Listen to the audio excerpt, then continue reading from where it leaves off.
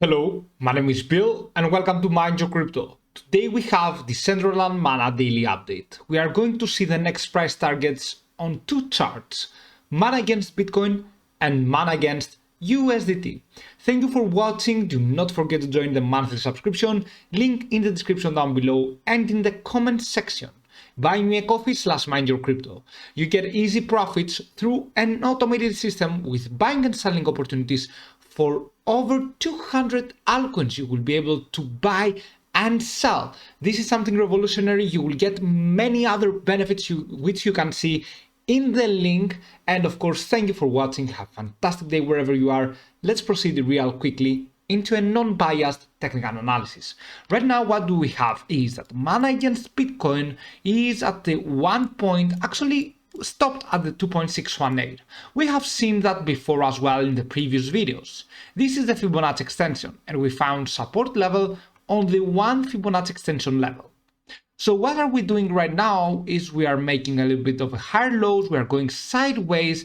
Can we go even higher? Can we push ourselves all the way up higher into the next price targets and possibly even at this target for Mana 0.301007 or so, even more. We will see about that though. Let's see a little bit about the short term. I want to remove all the drawings and I want to see why we do not go even higher. You will see that we are finding resistance level and huge sell pressure and we cannot close above the 0.786, which is the 0.405683. We are getting this price level, this number, because we divide Mana's price into Bitcoin's price. That is very simple. That's why you get these many zeros right there. But Mana against Bitcoin and any other altcoin against Bitcoin is the true value of this asset. So we compare this asset against Bitcoin to see whether we can grow potentially even more into the USDT valuation as well. You can see right now that we're finding resistance on the 0.786. What is the next price target in case we go higher? I think that this is the next price target right here, the 0.406272. Can we get even higher? Do we have any high risk? Let's go to the daily frame and see. On the daily frame, the only problem right there that I found is that we should be able to go even higher because we had the RSI in a high level right here, you can see, but the Fisher transform and especially the stochastic RSI was in an oversold situation. Now Mana against Bitcoin is going into an overbought, but at the same time it hasn't grown so much as we were supposed to think so. So that is the most bearish thing out there for Mana, especially on the short term. Okay, we are going now to Mana against USDT and we are going to see the weekly frame. We will start from the long term, then we are going back down to the short term. You can see on the long term what we have is the RSI way above the 70. You can see that we have an overbought situation right here for the Decentraland Mana, an extreme overbought. Can we grow even more though? Yes, we can. However, you should always take into consideration that we have an extreme high risk with 3 out of 4 risk metrics. The Fisher transform is excluded. You can see that it is not above the red line, although it is in an overbought situation as well. So you can see on the Fisher transform again that each time we are having lower highs in the Fisher transform. That means we might be stopping a little bit further down and possibly we get like a Fisher transform bearish divergence right there. But anyway, you should be extremely careful for the mid-term for the Mana. Let's go to the short term. What do we need in order to get bullish again?